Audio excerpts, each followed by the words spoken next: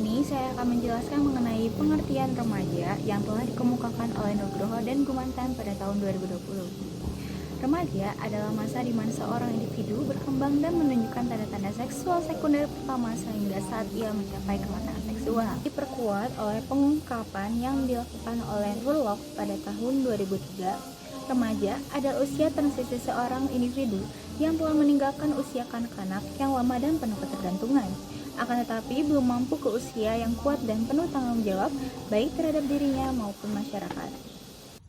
Pada aspek perkembangan yang pertama, ada perkembangan fisik. Nah, mengutip dari Pavilion dan Oates pada tahun 2001, perkembangan fisik adalah perubahan-perubahan pada tubuh, otak, kapasitas sensoris, dan keterampilan motorik. Perubahan pada tubuh ditandai dengan pertambahan tinggi dan berat tubuh, pertumbuhan tulang dan otot, dan kematangan organ seksual dan fungsi reproduksi. Contohnya seperti adanya jakun pada laki-laki, perkembangan sekunder seksual seperti pertumbuhan payudara pada perempuan, dan perubahan suara pada laki-laki. Perkembangan kognitif.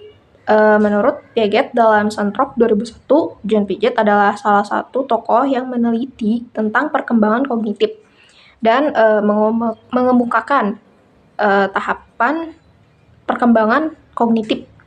Menurutnya, seorang remaja termotivasi untuk memahami dunia karena perilaku adaptasi secara biologis mereka.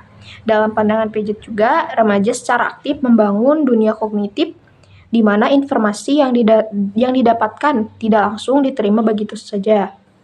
Dalam skema kognitif mereka, perkembangan kognitif adalah tahapan perubahan yang terjadi dalam rentang kehidupan manusia untuk memahami, mengolah informasi, memecahkan masalah, dan mengetahui segala sesuatu. Perkembangan kepribadian dan moral. Perkembangan kepribadian adalah perubahan cara individu berhubungan dengan dunia dan menyatakan emosi secara unik. Sedangkan perkembangan sosial berarti berhubungan dengan orang lain. Di sini saya akan menjelaskan tahapan perkembangan remaja awal. Tahapan perkembangan remaja awal biasanya mencakup masa perubahan fisik yang signifikan, peningkatan dalam pemahaman emosi dan identitas diri, serta penjelajahan dalam hubungan sosial dan budaya. Ini adalah masa penting di mana remaja mulai mengembangkan independensi dan menghadapi tantangan baru dalam mengenal diri mereka sendiri. Kemudian, yang kedua adalah tahapan perkembangan remaja madya. Remaja madya biasanya mengalami perubahan fisik, emosional, dan sosial yang signifikan. Mereka memulai mengeksplorasi identitas, pengembangan hubungan sosial yang lebih kompleks, dan menghadapi tekanan untuk mengambil keputusan yang lebih serius tentang pendidikan dan karir. Ini adalah masa transisi yang penting antara masa remaja awal dan masa dewasa. Sekian, terima kasih. Baik, terima kasih kepada moderator yang sudah mempersilahkan saya untuk menyampaikan materi tentang masa remaja akhir. Masa remaja akhir merupakan masa di mana fase 16-19 tahun ini merupakan masa yang paling penting. Mengapa? Karena tugas perkembangan individunya sangatlah menarik, yaitu agar mencapai kemandirian sama seperti remaja pertengahan. Namun, akan tetapi yang membedakannya ialah di mana masa remaja akhir ini harus bisa beradaptasi pemisahan total kepada orang tua. Maksudnya adalah agar si remaja ini sudah terbiasa untuk mandiri dan tidak bergantung kepada orang tua, sehingga bisa mencapai titik tanggung jawab sebelum ia menginjak dewasa untuk menunjang ekonomi dan juga karir. Maka tak heran, di usia ini banyak sekali remaja yang sudah bisa bekerja dan menghasilkan uang tanpa merengek meminta ke orang tua. Masa remaja akhir juga ditandai dengan tercapainya 5 hal berikut ini.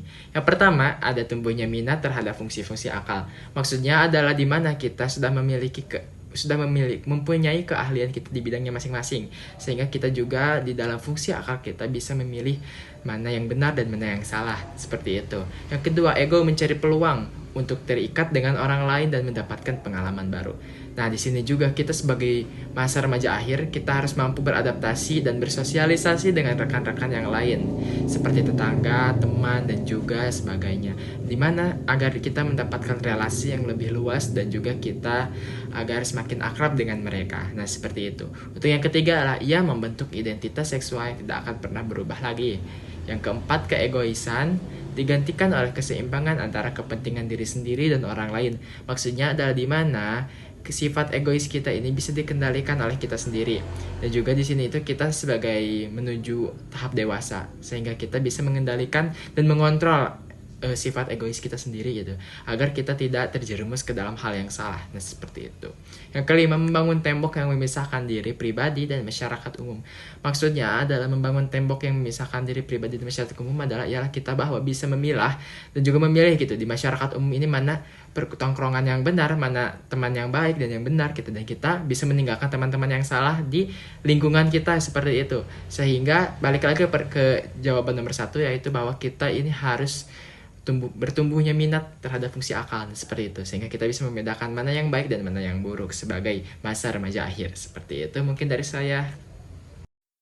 Pada pematerian di atas dapat kita simpulkan bahwa masa remaja adalah masa atau ajang di mana kita mencari jati diri sendiri, dan setiap anak atau individu memiliki bakat yang berbeda-beda yang dimiliki sejak awal kehidupannya dan kemudian menumbuhkan pemikiran, keahlian hingga keterampilan. Pada perkembangan remaja ini, kita dituntut untuk mencoba berbagai peran, mengubah citra diri, kecintaan pada diri sendiri pun meningkat hingga mempunyai banyak fantasi kehidupan serta pemikiran yang idealis.